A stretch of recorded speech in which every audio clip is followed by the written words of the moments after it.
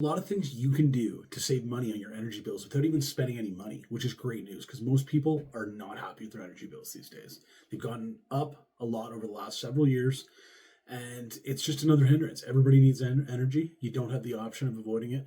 So let's get right into it. What can you do? Here in Alberta, you have several options. Okay, it's a deregulated market, so there is literally hundreds of retailers across the province that are trying to compete to give you the best price, to get, not that they want to give you the best price, but that they want your business. And one of the most popular misunderstandings is that because you're on an energy contract, that you can't leave that contract. Now, the way it works in Alberta, and it's never explained to you like this by your retailer, it's essentially a one-sided contract. You sign up for 1 year, 3 years, 5 years, whatever it may be, for a price. It could be 10 cents, 20 cents, whatever it is. But that just requires the retailer to provide you that price for that term. You are allowed to quit anytime you want and select another price from another provider or the same provider. So I would always encourage you, easiest way to save money on your energy bill, go to ucahelps.com. I'll put it in the comments below. It's basically a government regulated website that allows you to search in your area for the type of terms you're looking for and see what the lowest to highest prices are available out there, right? We look at hundreds of bills and we see the majority of them are paying 2, 3, 4, 5, 7 cents more than they need to be, right? This is an option to you. You can do it yourself. You can ask help from an energy advisor, somebody like us, but it's something you can do without spending a penny. Why pay more for energy than you have to, right? Okay, now the second thing we're going to talk about here is just understanding your energy bill. The most popular comment I get, because I'm a solar advocate and because we sell solar, is this belief that delivery charges are fixed fees, right? They have no math shown on their bills except for certain retailers do. So they create this illusion that it's just, this is the price and you're going to pay it. And that's what it is. So most people kind of, they don't like it, but they get used to this narrative that that's a fixed fee. That is what it is, even though it's different every month. They're telling me what to pay and I have no option but to pay it. Well, you don't have an option but to pay it, but if you understand it, you can make decisions that'll save you a lot of money potentially, right? Much like with your energy, whether you're going to install an LED bulb or something else like that, you're thinking, is it really worth the effort of doing this when my energy is only 7, 10, 15 cents? Well, the truth is, in most cases across the province of Alberta, you're going to pay another 8 to 10 cents in delivery charges that are variable to your consumption, right? So you could be thinking, well, I only pay 10 cents kilowatt hour for my energy. The rest is fixed, so that's all I can impact. When in reality, most people are going to be at least 18 cents in variable charges. So keep that in mind. If you understand how the math on that works, and all of it's available online, but again, I'll post some links below, and everyone can feel free to look some of this stuff up. It's kind of shocking that it's not required to be on your energy bill, right? The government should want you to understand how you can save money by lowering your consumption, by making different decisions, because that's better for the grid. It's better for everybody. It's better for emissions. It's better for people's energy bills. And at a time when we're all worried about cost of living, why isn't this a thing? It just isn't. I don't know. But as we stick on this point of understanding your delivery charges, and we're talking residential as well as business owners throughout this conversation, okay? That applies to the energy prices we just talked about. Commercial, you can get out of your contract anytime you want, just like a homeowner. But on the commercial side, there's some real pitfalls that you can fall into, right? When we look at commercial business owners' energy bills, we're looking for some of these pitfalls. What we often see is maybe a company that doesn't have the most consumption, but their delivery charges are excessively high. And the reason that is, when you get into different rate classes for commercial, they are less based on consumption, but they are more based on demand. Now, what is demand? Demand is, in this case, demand is the most energy you use in a month. So if you have 24 hours a day, you have 30 days of the month. If 1 hour is 151 kVA and the rest are all below 40 kVA, so that's your peak, that's what sets you into each category, okay? Now, what makes it even more punishing because the higher the category, the more punishing it is on your bills. What makes it more punishing is for most of these, it's 1 or 2 hours of the year that can put you in a different rate class, right? We see this all the time, and one of the biggest things we're trying to do is shift people to a different rate class, right? We've seen it several times where you have somebody who has a handful of hours throughout the summer. Maybe they have an office space on the front of their warehouse or whatever it may be, lots of windows, hot day, air conditioning's cranked. And when we go through their hourly data, we see the hottest day of the year, they suddenly peaked way above the constraints of that class. So now for the next year, they're going to pay. And sometimes we're talking $30,000 to $40,000 more for a good sized commercial business. It is an insane amount of money. It's small things that can be done to see it, but you have to request that hourly consumption and demand from your retailer. They're required to give it to you. They will give it to you. They at times act like they've never heard of it before, but they will absolutely give it to you. We do that service for a lot of companies free of charge that are looking for different ways to reduce their energy costs, whether it be solar, batteries, lighting, you name it. But you have to really understand the energy profile before you can assess what investment, what technology is going to make the most sense.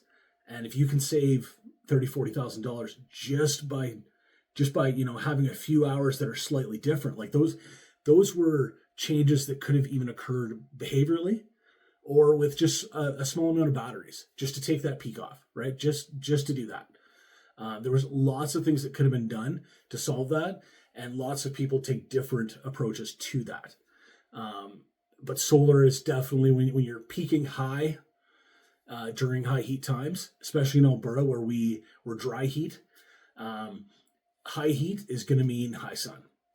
Those go hand in hand. So high heat, high sun, high solar production can be a great battle for your air conditioning bills on the KVA side of it, but you do require more analysis. You want to look into it. You don't want to make presumptions. Okay, now the next one we're going to talk about here is uncharacteristic. People aren't used to hearing about this, and that's power factor correction. Okay, your energy that comes into your home or business has a power factor. Now, for your home, it won't impact your bills whatsoever. I shouldn't say it won't, but it's very unlikely for you to have enough of a inductive load that would cause the current to lag the voltage enough, right? Like if you have unity, you're 1, right? If you're losing basically 10% due to current lagging cold, you're at 0.9. Current lagging voltage, you're at 0.9. What we start to see in some of these large buildings that have, let's say, a lot of old fluorescent lighting powered by ballast, or a lot of HVAC equipment. We saw this on a movie theater there last year. Massive displacement between the two, right? We saw it as low as 0.6. Now, what does that really mean as far as the math, right? We were talking about demand before. We were saying, you get above certain levels, it can put you in a different class. And it's also a multiplier, right? So if it's 100 kVA, it's 100 times whatever the number is in that region, right? So you want to keep that peak down. It's very important to keep your energy bills down. But when you're talking about power factor, if your consumption is 100 and your power factor is 0.9, you're going to be adding another 10% onto your kVA, which is the number they use for that multiplier. If you get down to 0.6, you could be wasting a serious amount of money. In that case, the movie theater, we brought it up through analytics, going through their bills, going through their hourly demand, and said, like, you really need to look at getting into some power factor correction, right? It's basically a capacitor bank that can respond actively or passively to keep these numbers more in check and save you a lot of money. They generally pay for themselves in a year or two. But when we actually went to do the site check, there was a capacitor bank on site, which is a funny story. But why wasn't the capacitor bank on? The capacitor bank on, we later found out, was off because it was beeping. It had an error. It needed some service. It might have needed a new capacitor, which wouldn't have been a great amount of money. But it was beeping, and a maintenance man said, "That's not right." So he turned it off, and it sat off for a year and a half and significantly increased their bills. So power factor correction, it's not something you're going to do yourself, but again, it's you ask for those hourly demand numbers. I would always recommend having somebody look at them, but if you're scientific enough person, you can figure things out yourself well enough. This is something you can figure out yourself. You might want to reach out and ask some questions and whatnot, but a lot of this is free for a lot of people to help you out and look at it. But at the same time, this might be something you can figure out yourself, and then you might look at it and go, wow, we could put a small amount in, save a lot of money, right? So power factor correction is slept on in the energy community as far as I'm concerned. Okay, so the last one, I shouldn't say the last one, the second last one I'm going to mention is solar, especially in Alberta, where we have fantastic solar production, significant irradiance. People assume that far north, if you look at a radiance map of North America, we do better than a lot of spots in the States. Not everywhere, but we do better than a lot of spots in the States. We do, and better than most of Canada. We do have the Greener Homes loan in in Canada, which is 0% over 10 years. We actually pair that with a bridge 0% so that you don't have to put any money up front.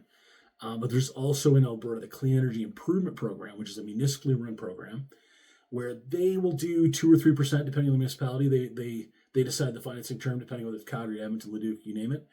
But it's actually put on your property taxes, and it's spread out over 20 years. So almost everyone is going to see savings right away, right? It's a fantastic program. I find most people prefer the Greener Homes loan. The 0% is very appealing, and it's a little simpler system. But at the end of the day, if somebody's lending you money and you're going to save money right away on low interest, it stops being kind of an investment. It just starts being like a box you check that I'm gonna pay less going forward, right? That's really what it is.